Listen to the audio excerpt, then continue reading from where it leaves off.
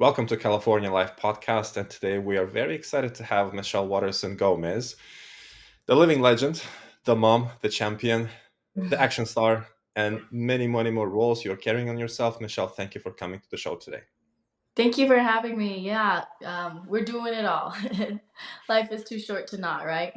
Exactly. As I just mentioned to you behind the scenes, I'm following you and Josh on your Instagram, and I see that you're shooting, constructing, then in this business, that meeting, this meeting, rallies, everything. And like, wow, quite exciting. How come are you more busy now than you were when you were fighting? Well, when I was fighting, I had a singular objective. Everything was focused on that one day, that one fight. And I had to zero in all of my energy onto that singular goal. Um, so kind of two things, right? Because I was so focused on my fight career, a lot of things that I was pursuing and a lot of the seeds that I was planting were just that. It was kind of something that I put on the back burner because I knew that when I was done fighting that I could come back, turn up the heat and get it going. So, with the tactical stuff, with the becoming a sheepdog instructor, with the public speaking, with my jujitsu school, restaurants, our home building endeavors, all those things were kind of just put on the back burner and being cooked at low. And now that I'm done fighting, we're just like ramping them all up and just trying to see like, how far we can push all these different things. And so lots of travel and lots of startups. Like everything is kind of like we have to really kind of watch these fires that we're building so that we can continue that momentum. Which of all these business endeavors do you feel are more appealing to you? You feel more excited about? All of them, really. I mean, I've always got myself into trouble for um, wanting to do everything all at once. I remember in high school when I was, being a cheerleader and doing karate and involved in theater and National Honor Society. I involved myself in so many different things, and I remember getting overloaded and stressed out about it. My father telling me, you know, when you put too much stuff on your plate, stuff starts to fall off, and so I'm excited about it all, really. But I do have to understand that there is a breaking point where the plate can't carry that load. So it's just really time managing. I I'm really excited about all these movies that I'm getting into. The movie that I filmed a couple years ago, Havoc with Tom Hardy, should be coming out second quarter of next year, so I'm excited for that to come out. And then there's all these other projects that I'm working on now that I'm really excited about. And I just got my black belt in jujitsu, but just taking on that new role of a professor and really kind of diving into that. I'm glad you mentioned about film. I know you've done a very interesting project in the UK, and then Josh mentioned to me that you were filming something recently. Yeah. If you could share with us a little bit what is obviously possible. Yeah, I mean the UK is, like I said, it is a Netflix film starring Tom Hardy, and I mean it's a star-studded cast, really, and I had a really cool part in it. Um, and I guess you just have to kind of tune in to see, but I'm kind of a pretty badass girl that comes through and literally wrecks havoc, which is the name of the movie, Havoc. But man, it was so cool. And a lot of people were wondering a couple years back why, my hair was so different. I kind of had this like electric uh, white mullet, and I did it for the movie. So, so yeah, that movie's coming out next year, and I'm really excited about that. And the movie that I'm working on right now, but we're basically shooting a bunch of shorts so that we can generate interest in this movie that my good friend Donald Cerrone is actually um, producing, and so he's producing it and putting all the money up front because he believes in it that much. And it's a really cool Western movie based during the Civil War. And the role that I have is really cool. Uh, I'm kind of this young girl who is in trouble and somehow meets this bounty hunter, and he ends up saving me from a bad situation. And he takes me under his wing and teaches me how to be a bounty hunter, how to protect myself. And we kind of like uh, we're like running and gunning through the Wild West, and it's just kind of capturing our adventures. So it's really cool. Is Josh playing the bounty hunter? No, it's actually Donald Cerrone is the bounty hunter, and trying. I keep trying to convince Josh to find a spot in the movie. So hopefully, eventually, he'll get a spot. Oh yeah, I absolutely agree. Josh looks fantastic. Camera loves him. Remember his scenes in My American Family? They were great. They were hilarious. They were sitting, and it was an awkward moment, and we broke the ice, and it was so natural. So I mean, really great. Yeah, Josh is a natural at a lot of a lot of things that he does. Indeed, indeed, very true. Great man. He also does finance, right? If Yeah. I'm correct. hmm Yeah, he was in finance for a long time, and just sold his practice recently, so that we can kind of dive a little bit deeper into his GC license. So he's a general contractor. So right now we're building custom spec homes and selling them here in Albuquerque, and the goal is to eventually, build some complexes, some bigger houses, and have that under our belt as under the resume of his GC license. Oh yes, absolutely. That's a great business. That's probably another endeavor which I will be going into myself. I just love the feeling when people come, they see the vision of their future home, and then they see this coming to reality. They move in. It's just a new life starting. The kind of little, maybe a little romantic vision It that I is. have. But yeah, Yeah, it's beautiful. It really is. It can be stressful at times, but like, so my role in that business is just the pretty stuff, getting to like talk about the floor plans and what I think is practical for a family, and all the trends that are coming up. And so I get to help with the floor plan and the color schemes. And I so I kind of I'm the one picking all the lighting and the fixtures and the tile and the color schemes, and kind of bringing all of that stuff together and kind of putting a little bit of a feminine touch. right, right. Do you guys work only on constructing from the scratch, or you also do reconstruction?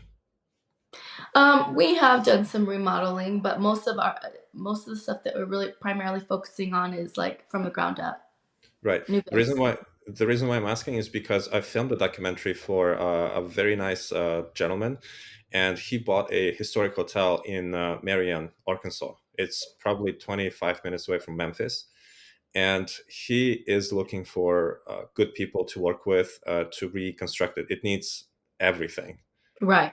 from bottom to top. Reconstruction is honestly, it has to be passion, because once you start pulling down walls, there are things that you don't anticipate. There are always going to be problems that you can't see. Like the superficial problems is one thing, and then you start pulling down walls, and then you realize, oh, we got mold or termites, and then or this pipe is busted or the frames weren't put up right, and so that's the biggest hurdle that you run into when you start to do reconstruction. Um, but yeah, I'll have to talk. We'll have to talk to Josh about that and see if that's something he'd be interested in. Well, definitely, and I'll be happy to put you in touch with Mr. Fred. He's great. You just mentioned you've gotten a black belt in jiu-jitsu Yes, I did. just now.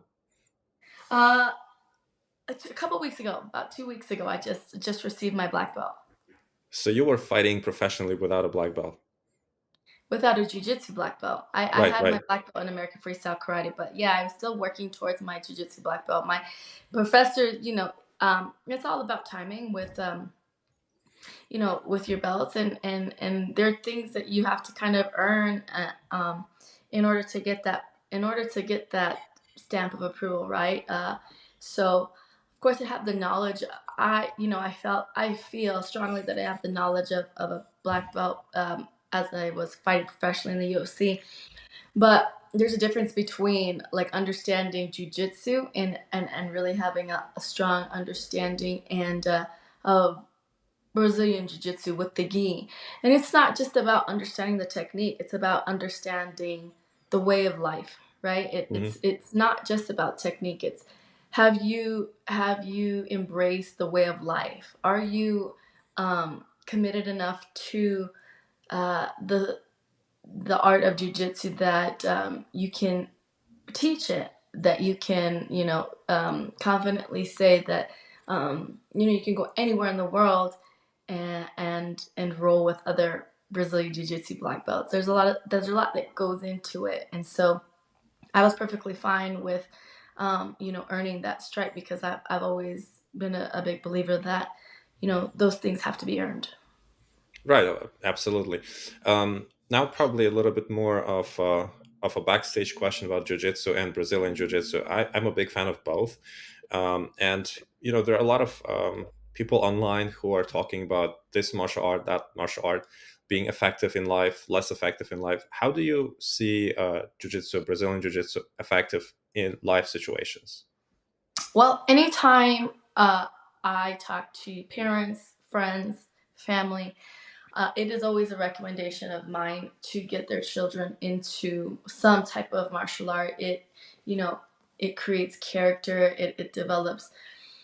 I always feel like the best way to develop mental strength is through physical activity, and martial art is just twofold, where you're actually learning a practical skill. Jiu-jitsu, in my opinion, is probably one of the most practical martial arts that you can apply because it's not necessarily about how, big or strong you are. It's about understanding leverage. And so it is really a martial art created for the smaller guy, or, in most of my friends' cases, in the girl, in self defense situations, a girl will always find herself in danger, and it's not going to be against somebody that's usually their same size. Predators usually target people that are smaller than her and people that they believe are weaker than them. And so, jujitsu, you learn from really uncomfortable positions how to be the aggressor, or how to be the person that is um, offensive. And so, in my opinion, I think that jujitsu is the most practical. You learn the moves, and what's more practical about jujitsu is that it is tested under stress. You're able to roll and you're able to do it frequently without actually hurting yourself, but testing yourself in a high pressure, um, high stress situation, and see what can apply to yourself and your body. Right. Well, as I know yourself, you're great at jiu-jitsu, but also you're great at punching kicking technique. So, if we talk about these life situations, and let's say we talk about ladies, right, who might be attacked by whoever, uh, would you say that the jiu-jitsu technique would be a preferable technique, or a punching kicking the distance technique? Well, I mean, it all depends on the situation, right? And it also all Hmm. depends on how long you've been learning something. Punching and kicking, I mean, it can take somebody a decade to understand how to throw a proper punch. And then you add in the factor of range, and you add in the factor of size. And no matter how strong of a punch I have, a punch that I have compared to a punch that you have is completely different, even if we've had the same amount of training. You know what I mean? And so it's just, it really is, when you break it down, it's, you want to have highest percentage um, of effectiveness versus like taking a risk, you know. And so 90% of fights or scuffles end up on the ground. Do you know how to protect yourself on the ground? Can you defend yourself enough to protect yourself on the ground and get away? um, our bones in our hands are so much more sensitive, so are you willing to to bet on yourself and risk breaking your hand because you hit somebody in the wrong spot and now you've lost one of your weapons? So I just think it just has the highest percentage of success when it comes to like a size difference and stuff like that. I mean, obviously, if I get into an altercation with somebody that's my size, I would feel comfortable with doing it. But also, I've been doing martial arts for over 2 decades, and so if you've been doing martial arts for over 2 decades, I think you have a little bit more tools in your toolbox. But if you only have one day out of the week to train for something to save your life, I would tell you to do jujitsu. Do you prefer jiu-jitsu or Brazilian jiu-jitsu? I know there are slight differences. I've only ever practiced Brazilian jiu-jitsu. Okay, well then, Brazilian jiu-jitsu it is. One more additional question about the wrestling part of martial arts. There is Brazilian jiu-jitsu, and how would you maybe help our audience to understand how is it different from, for example, what Habib and his team does in wrestling? Well, I think it's just stylistic, right? So like Khabib and his team have been really successful with understanding how to win fights, right? And not just any fight, uh, MMA fights, right? So if you take into consideration all the rules that are allowed in MMA, and the space that you have to fight, they've really, I think, mastered how to win, how to utilize the cage, how to utilize the ground, and how to utilize the range in a way where they can close the distance, eliminate the amount of damage that they take, and increase the amount of damage that they inflict. So what basically kind of what they do is utilize the cage, corral their opponent, and pin them in a place where there is no escape. And once they've pinned them in that place where there's no escape, they're able to utilize their body along with the floor and the cage to trap their opponent and um, give themselves space to deliver damage. And that's what I think the difference is between what Khabib does and what jujitsu is. They're just different rule sets, right? Jujitsu, you don't punch.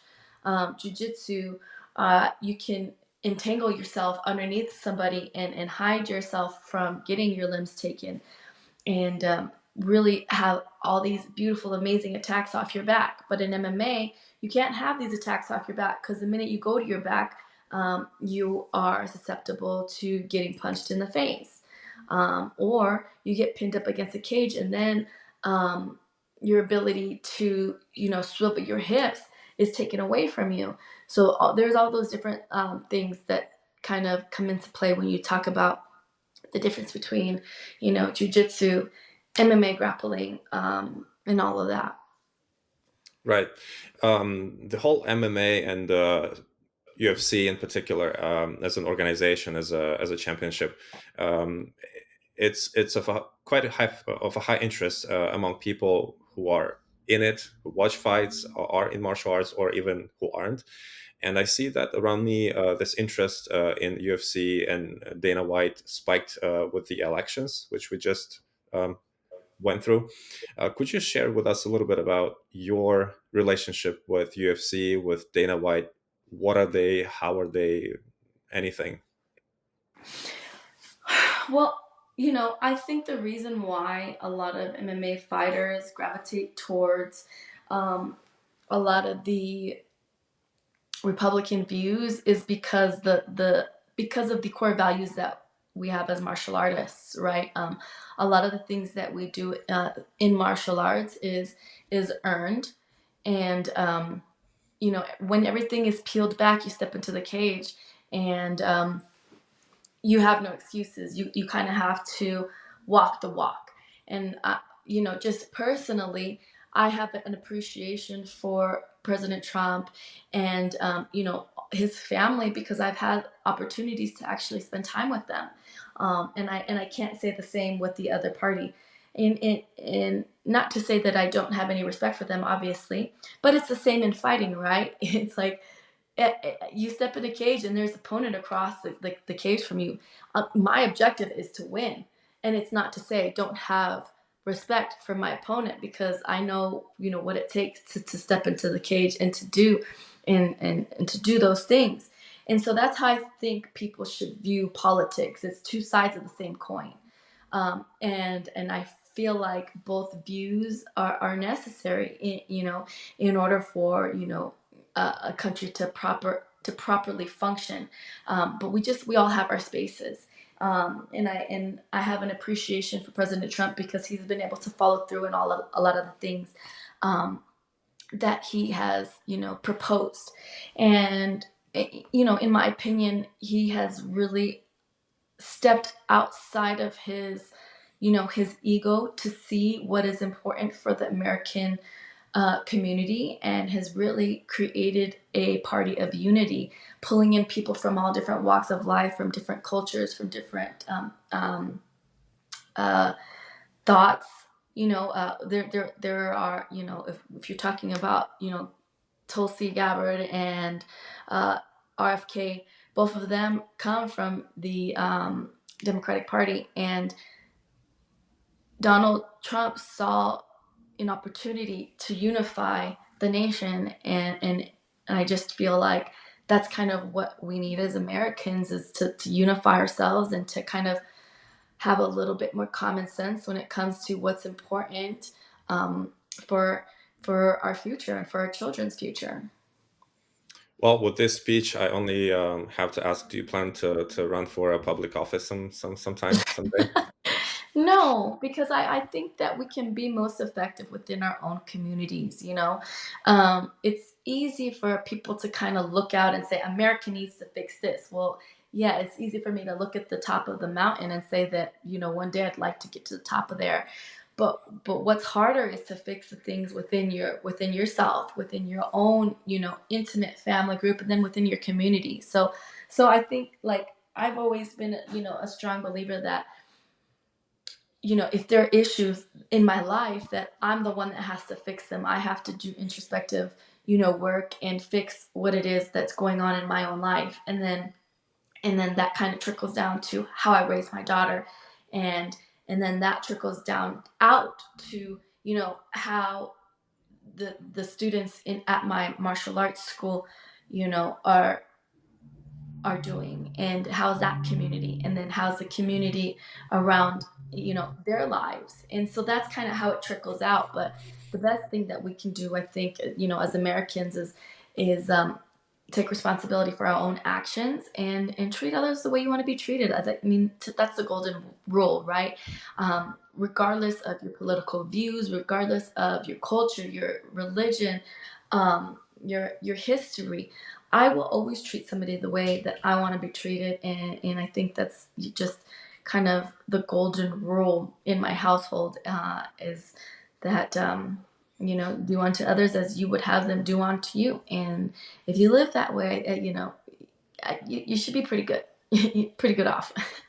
Yeah, yeah, absolutely. I agree with you. You've mentioned your family. I know you have a beautiful daughter. How do you manage your family time with all the projects that you are involved right now? It's hard, a lot of things kind of drop off, and the first one is kind of like the the cleanliness of my house, because we're so busy with our schedule and stuff like that.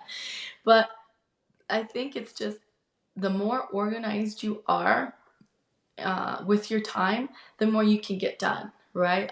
It's like, if you have a goal but you don't have a target in front of you, then you're kind of just spinning the wheels. And but if you have the target, then at least you know where to aim and where to shoot.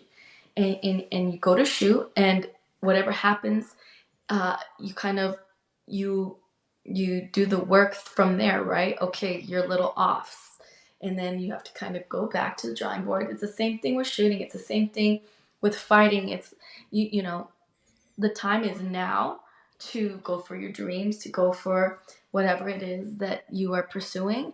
And you're going to kind of learn on the job as you go. I think so many of us kind of wait until the perfect time, but there never is a perfect time. So I think for us, it's just really taking advantage of the time that we have, and really kind of leaning into the present. And that's kind of how we're able to manage, spending quality time with our daughter, because she's kind of involved in everything that we do.